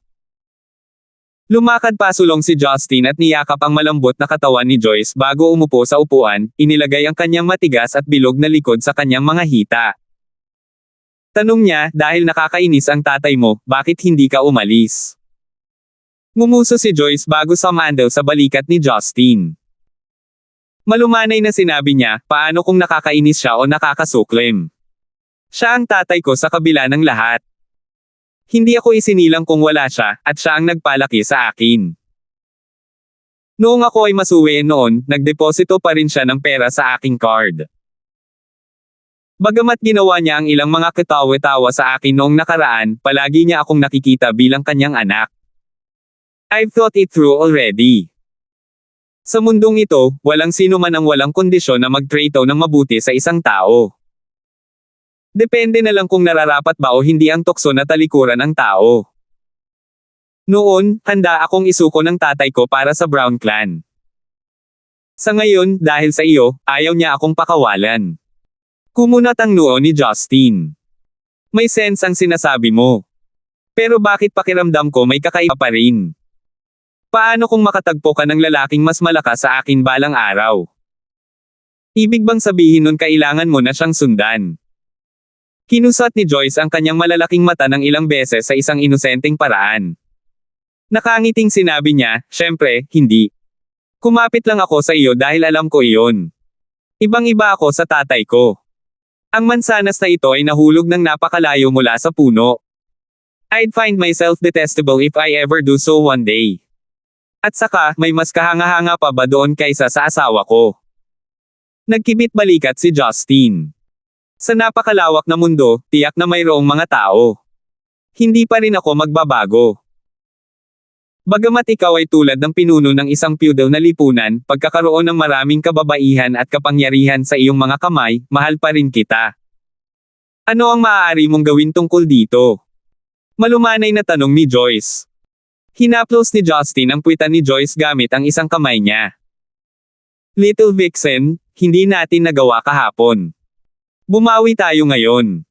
Biglang namula ang mga pisngi ni Joyce na parang anumang oras ay dugong lalabas, habang ang kanyang mga mata ay tila naluluha. Ang aga-aga pa. Paano kung may biglang pumasok? Ano ang pinakamasama na maaaring mangyari? Tingnan mo. Ang iyong mga labi ay nakapout na halos naghihintay na mahalikan. Si Justin ay may masamang ngiti sa kanyang mukha. Agad na itinikom ni Joyce ang kanyang bibig ng mahigpit habang nakatitig kay Justin. Masisisi lang niya ang sobrang nakakaakit na pakiramdam ng pag-eehersisyo sa lalaking ito na pumipintig sa kanyang ulo. Ang ibang kababaihan ay maaaring hindi makakuha ng isang kasukdulan pagkatapos gawin ito ng 10 beses, ngunit siya ay itinulak sa mga ulap sa bawat isang pagkakataon. Nang maabot ng demonyong kuko ni Justin ang palda ni Joyce, tumunog ang telepono sa kanyang office table. Napabuntong hininga si Justin. Sinagot niya ang tawag at tinanong, "Sino ito? Napakaaga ngayon. Sino ang tatawag ng ganito kaga?" Inilibot ni Joyce ang kanyang mga mata. Nanatili ang katahimikan saglit. Isang pamilyar na boses ng babae ang maririnig. "Naiistorbo ba kita sa pakikipagtalik sa vixen na si Joyce, ang aking munting kasintahan?" Agad na naramdaman ni Justin ang malamig na pawis na tumutulo sa kanyang likod. Awkwardly, he answered, "Oh, so it's Babe Melinda. How do I put it? Kanina pa kita iniisip. Gusto kitang hanapin pero naantala ako sa tawag mo, kaya hindi ako nasisiyahan." Tumawa si Melinda kahit alam niyang kasinungalingan iyon. "Kasinungalingan lang ang alam mo. Sige, dahil mismo na ako ngayon, pumunta ka muna sa opisina ko. May sasabihin ako sa'yo. Ngayon lang." Tiningnan ni Justin ang tukso sa kanyang harapan na naghihintay na maubos. Dinilaan niya ang kanyang mga labi at nagtanong, "Paano pagkatapos ng 1 oras?" "Hindi, may meeting akong dadaluhan." "Gawin mo ang malikot mong negosyo mamaya," galit na sabi ni Melinda. Humajejek si Justin at sumagot, "Sige. Hindi naman sa hindi ko magagawa sa iyo." Nang tapusin ni Justin ang tawag, tiningnan siya ni Joyce ng may panghahamak. "Nakikipag-flirt ka sa ibang babae sa harap mismo ng babae mo, at sinabi mo pa ang isang bagay na napakadirekta. Mas lalo kang kumikilos bilang pinuno ng isang feudal na lipunan noong sinaunang panahon." Kinurot ni Justin ang kanyang pisngi. "Ano pa nga ba ang dapat kong gawin? Hindi ko naman kayang tanggalin na lang kayong lahat, di ba? Dahil hindi naman mangyayari iyon, hindi ko inaasahang susubukan kong lutisin ito sa depressed mood buong araw, hindi ba? Dahil hindi ako makaiyak, ang magagawa ko lang ay harapin ang mga problema ng direkta." Bagamat alam ni Joyce na walang kabuluhan ang pagsasalita ni Justin, tahimik niyang inamin ang kanyang katwiran. Ibinaba ni Justin si Joyce mula sa kanyang mga binti at tumayo habang naghahanda na umalis sa opisina ni Melinda. Mula nang maging isang department head, si Melinda ay naging abala buong araw tulad ni Talia, ngunit nagkusa siyang imbitahan si Justin sa araw na ito, na naging dahilan upang ma-curious siya. 416. Matagal na mula noong huling dumating si Justin sa Departamento ng Relasyon sa Publiko. Napapaligiran si Justin ng isang grupo ng mga kababaihan na nakasuot ng iba't ibang kulay. Ang lugar ay amoy ng pabango, na para sa ilan ay nakakasakal, ngunit para kay Justin ay parang nostalgic ito. "Little Gibson, sa tingin mo ba ay kahanga-hanga ka na ngayong direktor ka na, hindi mo na kailangang bisitahin ang iyong mga kapatid na babae?" Sabi ng isa sa mga babae. Awkward na ngumiti si Justin. "The Nike New Year took place not long ago. I felt that everyone must be really busy. I have been miss all of you beauties all this time. How glib-tongued. Balita ko may secretary kang parang vixen. Who knows all the naughty stuff you have been up to?" Kathy na ngumunguya ng cream biscuit. Nagulat si Justin. Paano nalalaman ng mga tao sa punong tanggapan ang tungkol sa Joyce? Kahit na ang mga tagalabas ay iniisip na siya ay isang vixen. Dahil ba ang mga babae ay marunong magbasa ng ibang babae, o si Joyce ay palaging nakakaakit ng pansin? Naisip niya. Huwag mo siyang akusahan na gumagawa ng mga ganoong bagay. Baka siya ang opisyal niyang kasintahan, sabi ni Hannah habang kakaibang nakatingin kay Justin. "Kumusta ang boyfriend niya?" "Sinabi niya sa amin na kasal na siya," sabi ni Kathy. "Dapat kang tumuon sa pagkain ng iyong mga biskwit. Huwag maging abala sa katawan." Sinundot ni Hannah ang bilog na pisngi ni Kathy. Si Justin ay may malabong pakiramdam na binabantayan nila siya, ngunit nahihiya siyang magtanong sa kanila. Nang pumasok siya sa opisina ni Melinda, nasa desk niya ito gamit ang computer. Nakasuot siya ng moon white uniform habang ang kanyang leeg na purple scarf ay nakapulupot dito. Ang kanyang mahaba at itim na buhok ay nakataas, at ang kanyang matingkad na pisngi ay lumilitaw na puti. Lumakas ang aura ng isang mature na babae kumpara noong una siyang nakilala ni Justin. Ang higit na ikinagulat ni Justin ay ang black-framed na salamin sa mata na suot niya. Na-diagnose siya ng short-sightedness kanina, pero tinatamad siyang maglagay ng contact lens sa sarili niyang opisina, kaya sa halip ay nakasuot siya ng normal na salamin.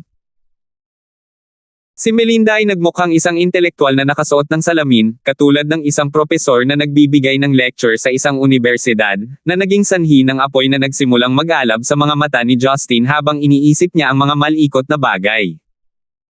Napangiti si Melinda nang makita kung sino ang pumasok.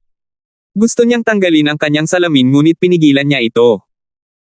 Huwag mo silang tanggalin. Nakangiting sabi ni Justin.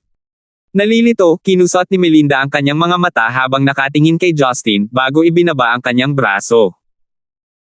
Naglakad si Justin patungo kay Melinda at maingat na sinuri ito ng bahagyang nakatagilid ang ulo, dahilan para bahagyang namula ito. Nakangiting sinabi niya, "Babe Melinda, kanino ka natutong magmukhang spectacles girl?" "Damn you! What spectacles girl?" Agad na naunawaan ni Melinda ang intensyon ng kapwa. Pagkatapos ay mabilis niyang tinanggal ang kanyang salamin sa mata at ibinalik iyon sa kanyang desk drawer. Nalungkot si Justin nang gawin niya iyon. Wala na siyang magagawa dahil mahiyain si Melinda. Gaano man ito kaakit-akit na tingnan habang nakasuot ng salamin, pakiramdam niya ay wala pa ang mga ito sa punto kung saan maaari niyang hiningi kung anong damit ang isusuot nito. Tinapik ni Melinda ang desk at inutusan si Justin, "Tumigil ka sa pag-ikot sa opisina ko. Umupo ka sa tapat ko." Mapait na ngumiti si Justin. "Ang tagal na nating hindi naging intimate and you don't feel the need to flirt with me. Mas lalo akong nalulungkot sa kahilingan mo na lumayo ako sayo. Huwag mo akong pilitin na guilty. Sinabi ko sa iyo na hindi na ako maliit na babae. Nalampasan ko na ang yugtong yun ng buhay ko, wala na akong oras para manligaw sa iyo." Inilibot ni Melinda ang kanyang mga mata. "May seryoso akong pag-uusapan sa iyo." Naglakad si Justin papunta sa water dispenser at nagbuhos ng isang basong tubig bago dahan-daang umupo sa upuan sa tapat ni Melinda. Humigop ng tubig, tinanong niya, "Ano iyon?" Medyo nabalisa si Melinda sa susunod niyang sasabihin. "Gusto kang makita ng mga magulang ko." Paf! Iniluwa ni Justin ang tubig na nasa kanyang bibig. Hindi nasisiyahan, napangiwi si Melinda sa kanyang bibig. Ito ba talaga ang dapat mong pagtawanan? Ikinaway ni Justin ang kanyang kamay at hindi alam kung tatawa o iiyak. "Alam na ba ng mga magulang mo ang relasyon natin?" Dahan-dahan at mahinang sinabi ni Melinda, "Natural, hindi ko sinabi sa kanila na karelasyon ko ang isang lalaki na parang mga kuneho. Sinabi ko lang sa kanila na magkarelasyon kami, pero huli lang akong nagpaalam sa kanila dahil masyado akong abala. So gusto akong makita ni Tio at Tita." Halos naiintindihan ni Justin ang sitwasyon. "Kaya ba nila?" Kinakabahang tanong ni Melinda habang nakaramdam siya ng takot. Naguguluhan, nagtanong si Justin, "Bakit hindi nila ako nakikita?" "Mga magulang mo sila, samantalang ang ginawa ko lang ay ninakaw ang kanilang anak. Normal lang na makilala nila ako. Kailangan nating tanungin ang may-ari kapag may gusto tayong manghiram, kaya paanong hindi ako magtatanong sa mga magulang kapag may nahuli akong babae? Nakakatakot ka talaga. Walang nangaagaw kahit kanino dito. Bakit hindi ka makapagsalita ng maayos?" Namula si Melinda, ngunit halatang tuwang-tuwa. Nakahinga siya ng maluwag matapos marinig ang pagtanggap ni Justin. Hindi nagtagal, tila may naisip si Melinda. Naguguluhan, nagtanong siya, "Pero paano kung gusto nilang magpakasal tayo? Ikaw, may asawa ka na."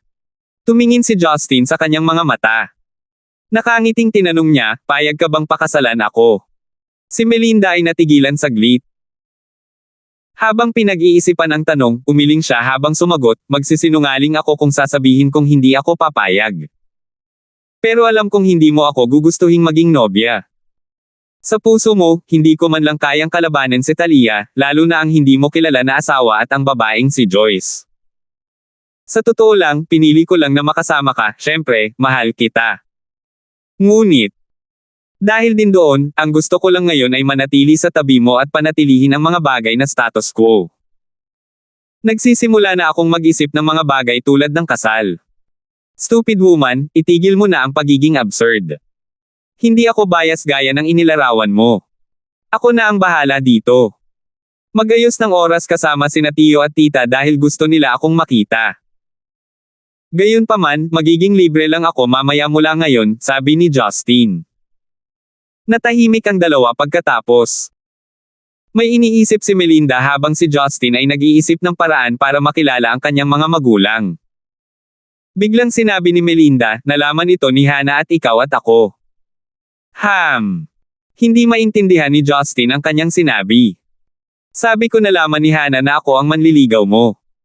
Pumunta siya sa opisina ko para tanungin ako tungkol dito 2 araw na ang nakakaraan, kung saan inamin ko.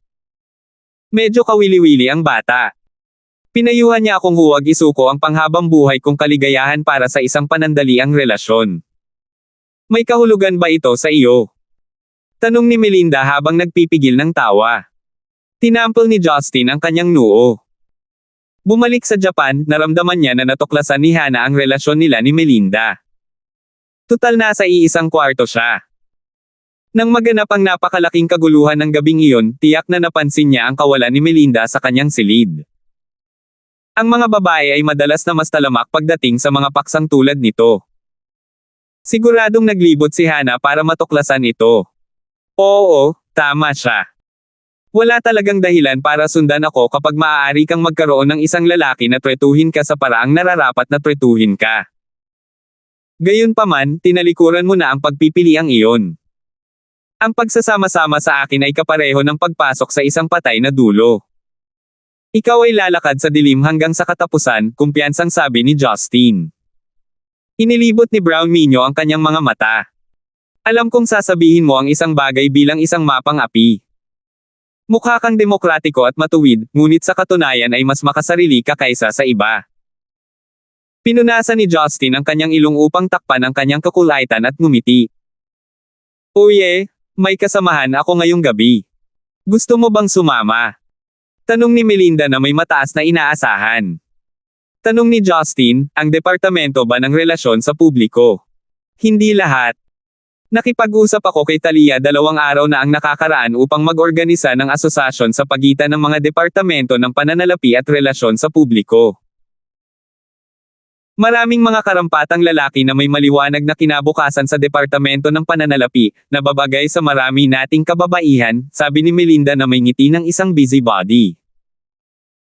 Walang pag-aalinlangan sa isip ni Justin na sinusubukan nilang gampanan ang papel na Cupid. Ngunit hindi inaasahan ni Justin na naging ganito kalapit si Melinda kay Talia, sa sobrang lapit na nagsimula silang mag-organisa ng mga aktibidad ng magkasama. Nang ipaalala sa kanya na lumipat si Talia upang manatili kasama si Roslyn, pagkatapos ay nalaman niyang ang 3 babaeng ito ay talagang konektado, sa ilang paraan, at gumagawa ng mas malalim na koneksyon sa bawat araw. Pinag-iisipan ni Justin kung dapat din ba niyang anyayahan si Joyce, para payagan ang 4 na babae na maglaro ng mahjong ng magkasama. Siguro may iniisip kang katawa-tawa para sa iyo na matagal mong hawakan ang ngiti na iyon. Ang iyong panga ay parang malalagas na, sabi ni Melinda. Hindi nasisiyahan, muli siyang nagtanong, so pupunta ka ba o hindi? Hindi ko gagawing awkward ang mga bagay. Kung pupunta ako ng tama. Tanong ni Justin habang bahagyang nag-aalala. Tumawa si Melinda. Sa tingin mo ba kami ni Talia ay mga batang babae na madaling magselos? Magpapakasaya kami sa sarili namin. Nakiusap lang kami sa iyo na sumama dahil isa ka sa amin. Kung hindi, huwag mong isipin na ikaw ay kahanga-hanga dahil lamang sa naging direktor ka ng bagong kumpanya. Hindi ka pa rin namin ay i-entertain sa pagkakataong iyon. Mapagbigay na tumango si Justin sa kanyang ulo. Since that's the case, I have to go then. I'm not someone who would forget his roots. Pagkatapos niyang magsalita, tumawag siya sa bahay para sabihin kina Rebecca at Yuna na hindi siya uuwi para sa hapunan. Pagkatapos ay nag-isip siya kung tatawagan ba niya si Marian o hindi. Ito ang pinakapangunahing anyo ng paggalang sa pagitan ng mag-asawa. Dahil naalala niya ang kanyang ina, kailangan din niyang maalala ang kanyang asawa, hindi ba? Sa wakas ay nagpasya siyang tawagan siya. Mabilis na nakonekta ang tawag sa boses ni Marian na nagmumula sa telepono, ano ang gusto mo? Matagal nang nasanay si Justin sa paraan ng pagsasalita niya, kaya hindi niya ito masyadong pinansin. Are you busy now? It actually isn't something important. I'm just telling you na hindi ako magdi-dinner sa bahay ngayong gabi. Nanatiling tahimik si Marian saglit. Pagkatapos ay nagtanong siya, ano ang gagawin mo? Nagulat si Justin. Concerned ba siya sa gagawin ko mamaya? She's never asked anything like that in the past, kahit nasa abroad ako for a while, naisip niya. Dapat ba akong magulat na interesado ka sa ginagawa ko? Tinatawag mo ako bilang paggalang. Nirerespeto rin kita, kaya tinatanong kita kung ano ang gagawin mo mamaya. Ayos lang kung ayaw mong sabihin. Si Marian ay nagkaroon ng urge na tapusin ang tawag pagkatapos sabihin ito. Sasabihin ko sa iyo. Mapait na ngumiti si Justin. Tila natapakan niya ang pinakamalambot na bahagi ng puso ni Marian at pinahiya siya. Ito ay isang pagtitipon para sa mga departamento ng pananalapi at relasyon sa publiko. Inanyayahan din akong pumunta. Tinanong ni Marian, si Talia at Melinda ba ang nag-organisa? Oo, may problema ba dyan? Sumagot si Marian, pupunta rin ako. Bash! Nawala ang pagkakahawak ni Justin sa kanyang smartphone, dahilan upang ito ay agad na bumagsak sa lupa. Hindi ka maniniwala sa susunod na mangyayari. Mag-click dito. 417. Ang biglaang kabaitan ni Boss Lysander ay natakot kay Justin. Pagkatapos sabihin ni Marian, pupunta rin ako, siya ay ganap na natulala. Nagulat si Melinda nang makitang nahulog ang telepono ni Justin mula sa kanyang kamay kasama ang gulat na ekspresyon sa kanyang mukha. Hindi niya maiwasang maghinala na kinukulam si Justin. Okay ka lang ba? Tanong ni Melinda dahil sa pag-aalala. Kinuha ni Justin ang telepono mula sa lupa at itinaas ang kanyang kamay upang senyales na ayos lang siya. Ipinagpatuloy niya ang pakikipag-usap kay Marian, Asawa, posible bang hindi maganda ang pakiramdam mo ngayon? Parang hindi ito sa iyo. Hindi ka kailanman gumagawa ng ganito. Malamig na sinagot ni Marian, may problema ba kung bakit ako interesado sa mga personal na buhay ng aking mga empleyado? Hindi ba ako makakasali sa mga aktibidad kasama nila? O may gusto ka bang itago sa akin? Nagmamadaling sumagot si Justin na may mapait na ngiti, walang dapat itago. Natutuwa akong darating ka. Nakaayos na. Halika at sunduin ako pagkatapos ng trabaho. Tatawagan kita para senyales na handa na ako, sabi ni Marian bago direktang tinapos ang tawag. Sunduin siya pagkatapos ng trabaho. Hindi ba malalaman ng iba na magkasama tayo sa ganitong paraan? This her twisted way of announce our relationship. Napaisip si Justin. Labis siyang nalito dahil hindi niya alam ang intensyon ni Marian. Ngunit sa kanya, ang lahat ng ito ay hindi mahalaga.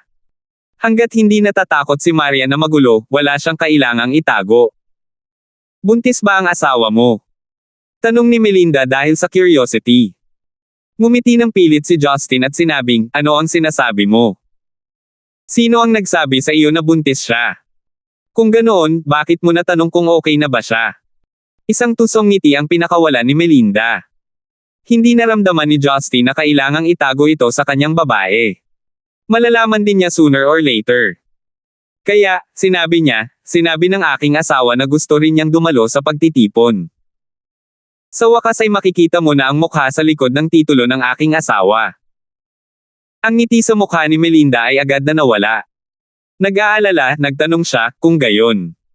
Kailangan ko bang maghanda ng kahit ano? Ano ang gusto mong ihanda? Isang regalo o isang bagay syempre? Ano sa tingin mo ang gusto ng iyong asawa? Mahinang tanong ni Melinda. Kakaibang ngumiti si Justin. We are not living in the past.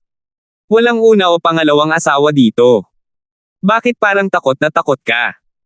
How can you expect me to stay calm in this situation? Based on your indifferent personality, of course you'd okay.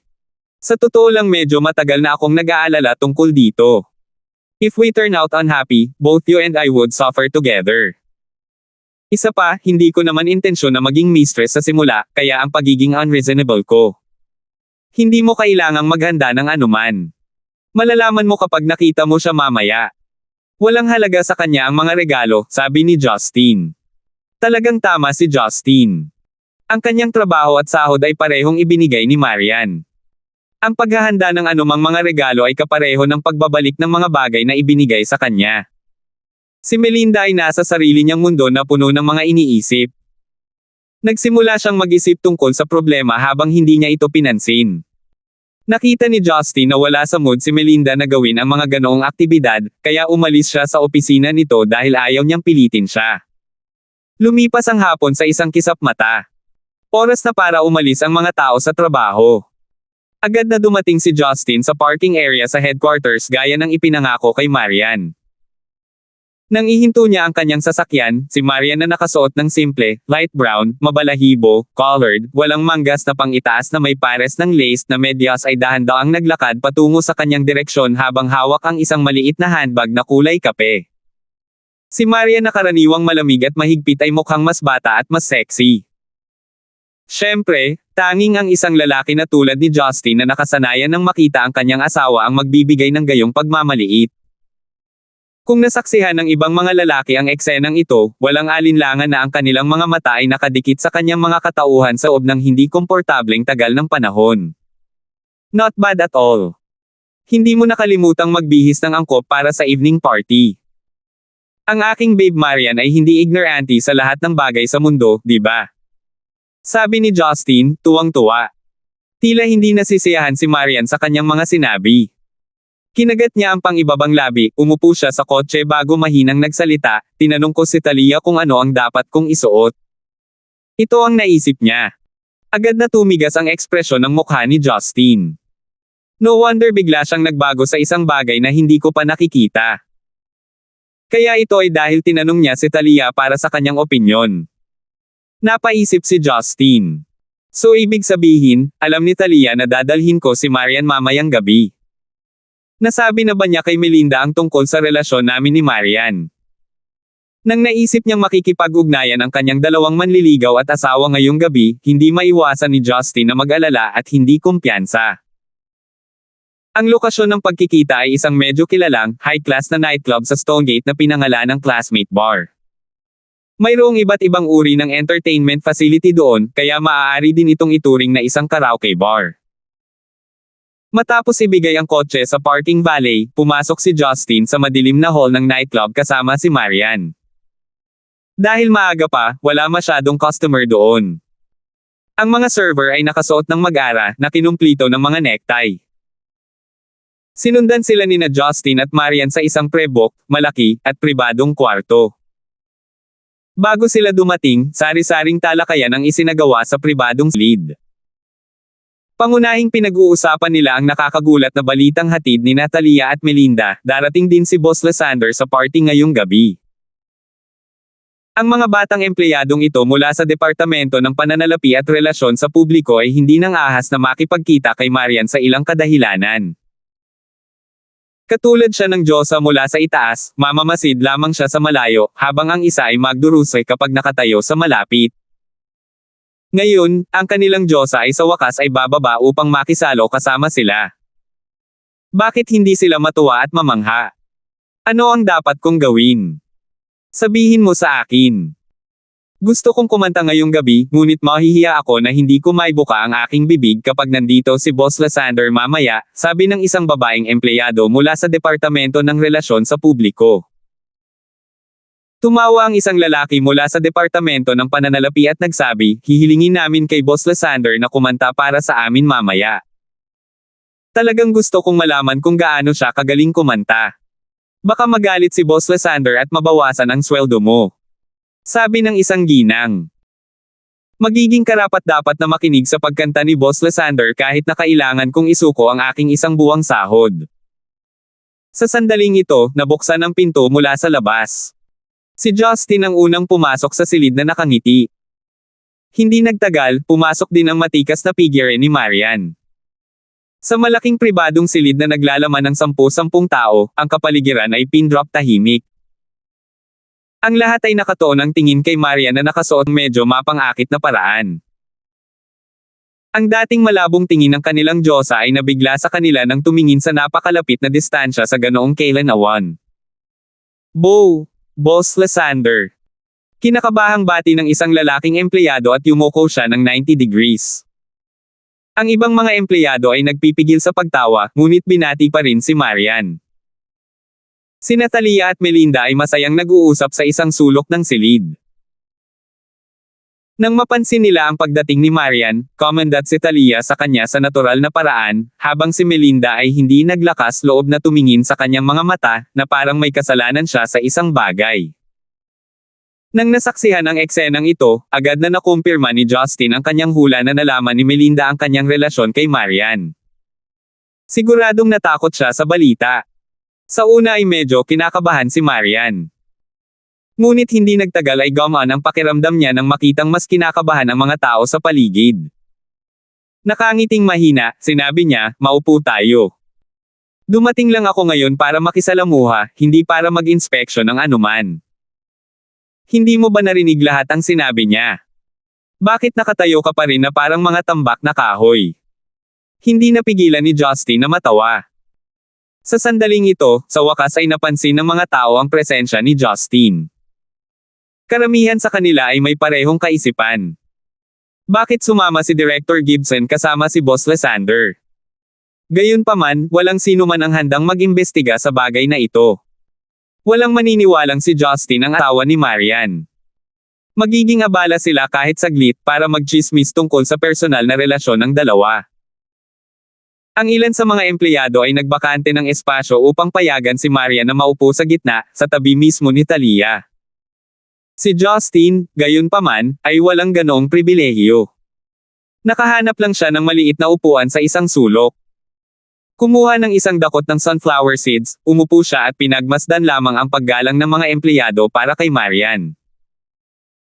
Si Melinda ay kasalukuyang galit na nakatitig kay Justin, ngunit kalaunan ay nagsiwalat ng masamang tingin. Ang mga titig ng kababaihan ay nagsasalita ng maraming salita, naisip ni Justin.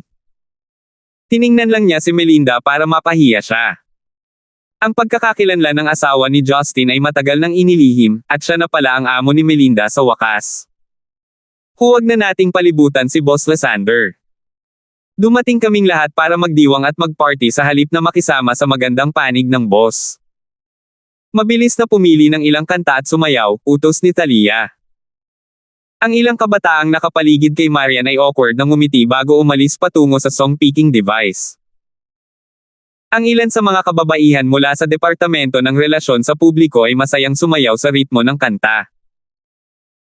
Habang walang pumapansin, inabot ni Melinda ang kanyang payat na braso upang marahas na kurutin ang hita ni Justin. Stupid! Bakit hindi mo sinabi sa akin ng mas maaga? Ang tagal mong nilihim sa akin, parang nahihiya ako. Sinabi ni Melinda gamit ang lakas na tanging si Justin lang ang nakakarinig. Ano ang dapat ikahiya? Hindi mo pa ako tinanong kung sino ang asawa ko, walang magawang sabi ni Justin. Napuno ng pait ang mukha ni Melinda. Pero alam ni Boss Lysander na magkasama tayo. At araw-araw pa rin akong naglalakad sa paningin niya. Sobrang nahihiya ako ngayon kapag naiisip ko iyon. Hinawakan ni Justin ang palad ni Melinda na medyo malamig. Medyo nanginginig siya habang kinakabahang sumulyap kay Marian. Sa wakas, hindi niya binawi ang kanyang kamay dahil hindi tumitingin si Marian sa kanyang direksyon. Huwag kang masyadong matakot. Dahil naglakas loob akong dalhin si Marian, ibig sabihin hindi ako natatakot na harapin kanya. Hindi may kakaila na ikaw ang babae ko, sabi ni Justin para aliwin siya.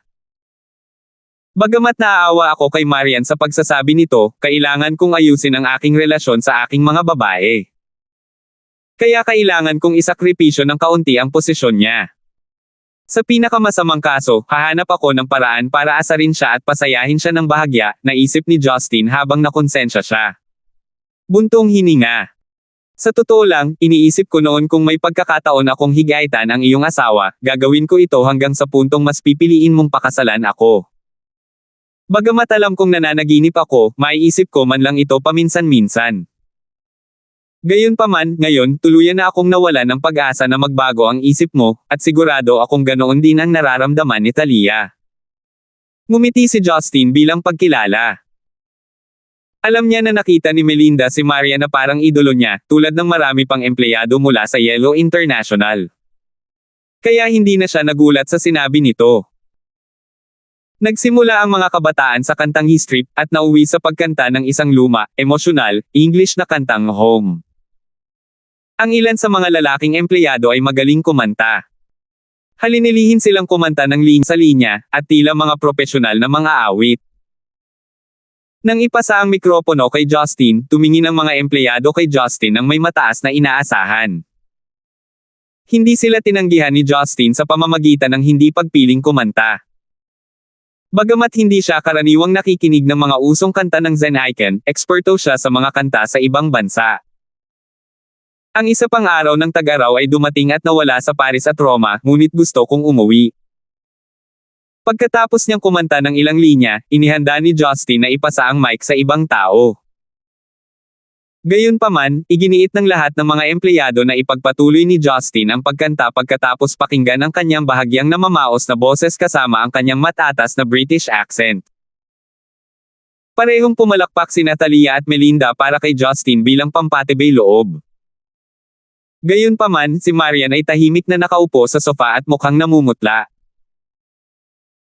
Maliban sa pakikisalamuha sa kanyang mga empleyado, sa una ay nagpasya lang siyang sumama dahil gusto niyang pigilan ang mga manliligaw ni Justin na bumuo ng isang alyansa.